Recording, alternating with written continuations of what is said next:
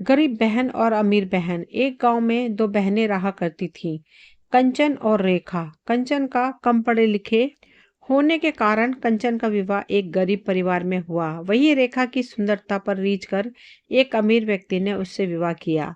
अपनी सुंदरता का घमंड तो रेखा को पहले से ही था, विवाह के बाद उसे दौलत का भी घमंड हो गया। दोनों बहनें आसपास ही रहा करती थीं। जब भी मौका मिलता रेखा कंचन को उसकी गरीबी के कारण नीचा दिखाने की कोशिश करती। एक दिन रेखा कंचन के घर आती है और कहती है, अरे रेखा, तुझे पता है मेरे पति ने अभी अभी मुझे सोने का हार दिलाया और तुम्हारे खेत के पास जो खेत है वो हम खरीद रहे हैं। तुमने तो शादी के बाद कुछ भी नहीं खरीदा होगा और कर भी क्या सकती हो। तुम्हारे पति के तो खाने के ठिकाने नहीं है, वह तुम्हें क्या खरीद कर देगा। कंचन को बुरा तो लगता, किंतु वह मन में सोच कर रह जाती कि कंचन के दिन बड़े ही तंग हाल में गुजर रहे थे। दो वक्त की रोटी भी बड़ी मुश्किल से जुटा पाती थी। कई बार रेखा से मदद की गुहार की और बोली, आज हमारे घर पर अन्न का एक दाना भी नहीं है। ऐसे में मेरे पति जमींदार के घर पर गए हैं, मगर जमींदार ने पैसे देने से इनकार कर दिया।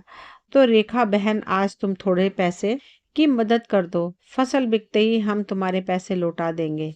तो रेखा बोली, अरे बहन, तू आज पैसे मांगने आई है, अगर तू कल पैसे मांगने आती तो मैं तुझे थोड़े बहुत पैसे दे भी देती। मैंने तुझे बताया था ना, तुम्हारे खेत के पास वाला खेत हम खरीद रहे हैं। तो आज सुबह सुबह मेरे पति घर में जितने भी पैसे थे सभी लेकर चले गए। घर में आज पैसे नहीं हैं। ऐसे भी रेखा ने कभी उसकी कोई मदद नहीं की। एक दिन कंचन ने सोचा कि रेखा ने भी पैसे देने से इनकार कर दिया। अब मैं क्या करूं?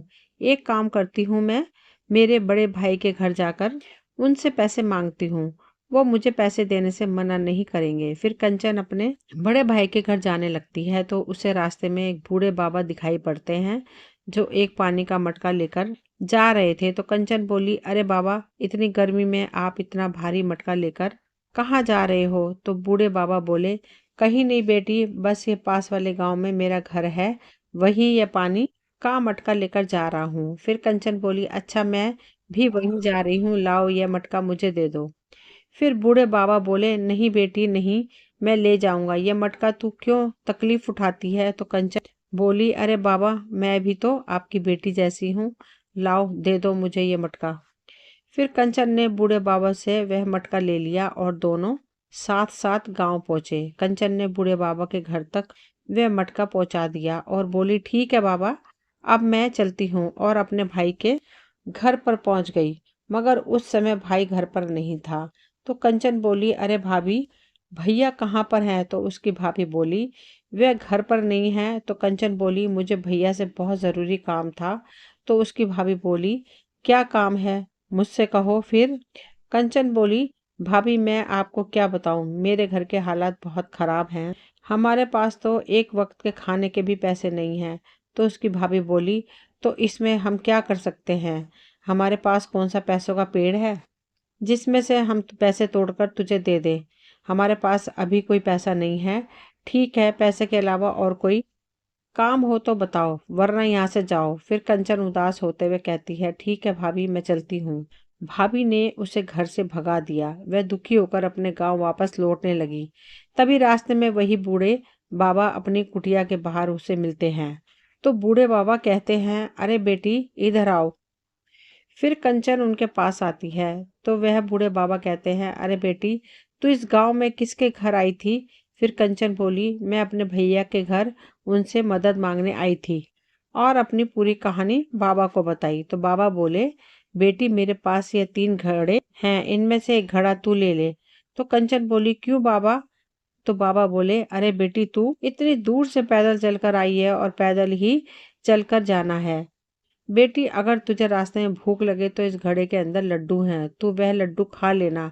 बेटी फिर कंचन बोली, नहीं बाबा, मुझे कुछ नहीं चाहिए, आपने मुझसे इतना पूछा वही बहुत है। फिर बाबा बोले, अरे बेटी, ले लो, तू भी तो मेरी बेटी जैसी है। फिर बाबा के बार बार कहने से कंचन वो घड़ा बाबा से ले लेती है और कहती है, हे बाबा, अब मैं चलती हूँ, वरना मुझे पहुँचते पहुँचते शाम हो जाएगी। और फिर अपने घर की ओर जाने लगती है। फिर वह पहुंचती है तो शाम को उसका पति कहता है, अरे कंचन, आज तुम अपने बड़े भैया के घर पर गई थी।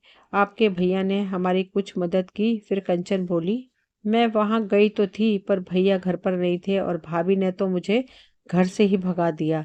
तो कंचन का पति कहता है, अच्छा, इसका मतलब आज भी हम दोनों खूब भूखा ही रहना पड़ेगा। तो कंचन बोली, नहीं, आज हमें भूखा नहीं रहना पड़ेगा। तो उसका पति कहता है, मतलब पैसे मिले क्या? तो कंचन बोली, अरे नहीं, जब मैं भैया के घर से वापस लौट रही थी तब मुझे रास्ते में मुझे बाबा मिले और वह बाबा ने मुझे एक लड्डू से भरा घड़ा दिया और बोले कि रास्ते में भूख लगे तो खा लेना, मगर मैंने वह लड्डू नहीं खाए।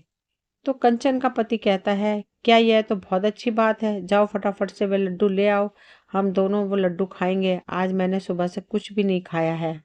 तो कंचन बोली, रुको, मैं अभी लेकर आती हूँ। और जैसे ही कंचन उस घड़े को खोलकर देखती है तो वह चौंक जाती है और कहती है, बाप रे, सोने की मोहरे, वह भी इतनी सारी।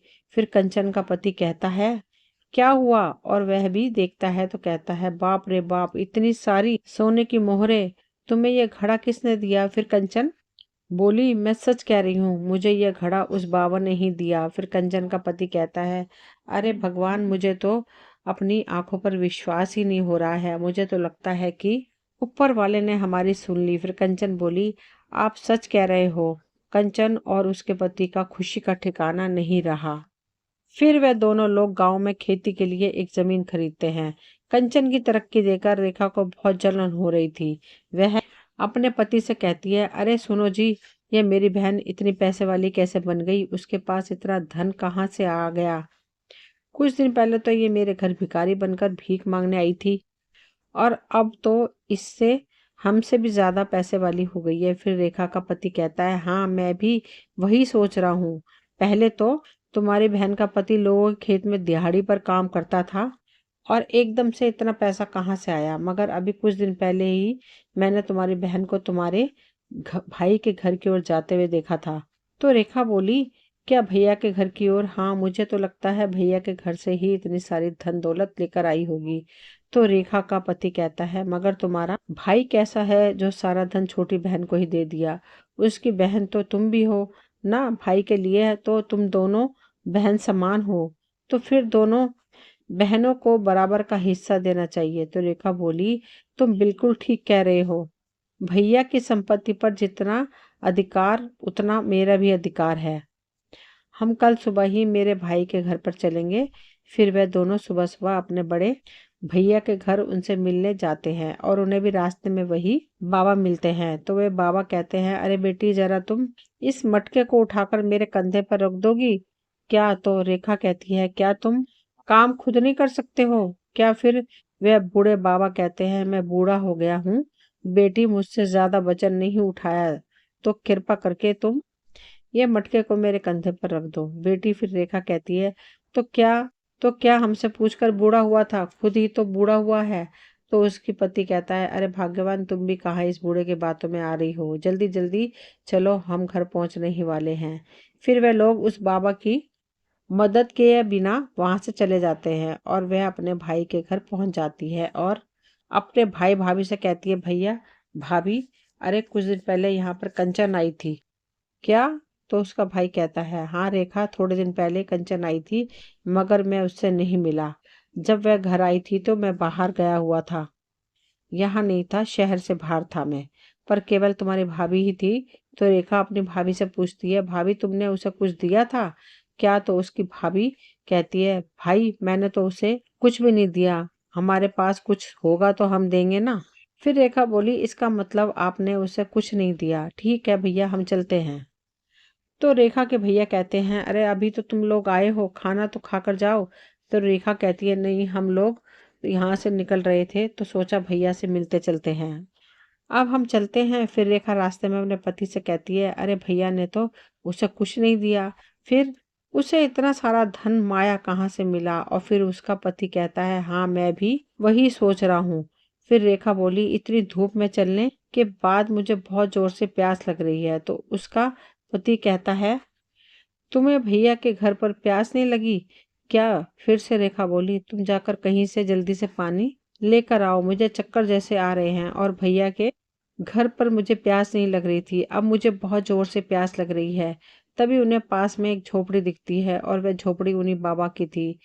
फिर वे बाबा बोले, क्या हुआ बेटा, मेरे घर की तरफ कैसे आना हुआ? फिर रेखा बोली, बाबा एक लोटा पानी मिल सकता है क्या?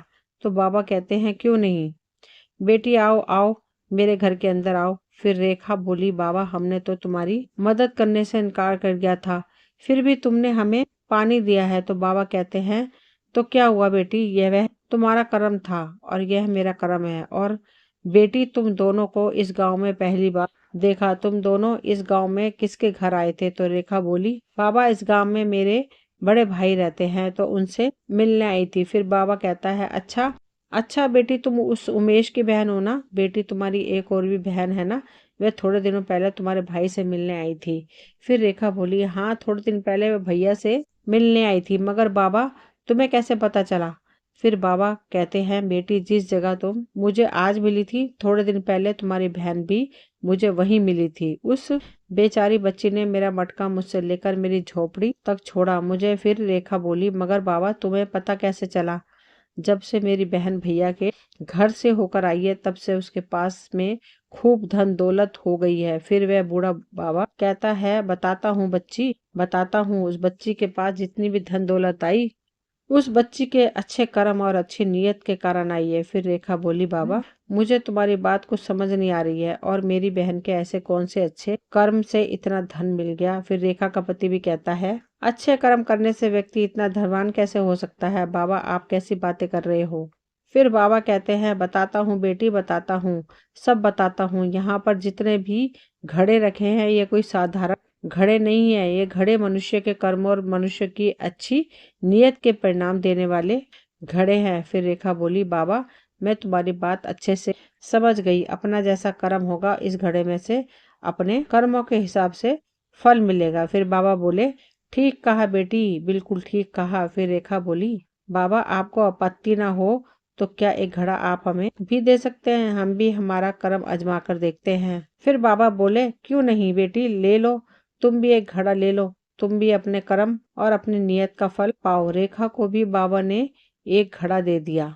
अब वह वहां से चले जाते हैं और रात के समय जैसे ही वे घड़ा खोलते हैं, उनके घड़े में पत्थर होते हैं। फिर रेखा कहती है, बाप रे बाप, अपने घड़े में से तो पत्थर निकले। फिर रेखा का पति कहता है, क्या गलत निकला? अपने कर्मों के हिसाब से ये बिल्कुल सही निकला है। हम लोग बहुत लालची थे, तुम्हारी बहन बेचारी मजबूरी की मारी हमारे पास कुछ पैसों की मदद मांगने आई थी, हमने उसकी मदद नहीं करी। ऐसे कर्म करने के पश्चात अच्छे फल के परिणाम की अपेक्षा कैसे कर सकते हैं?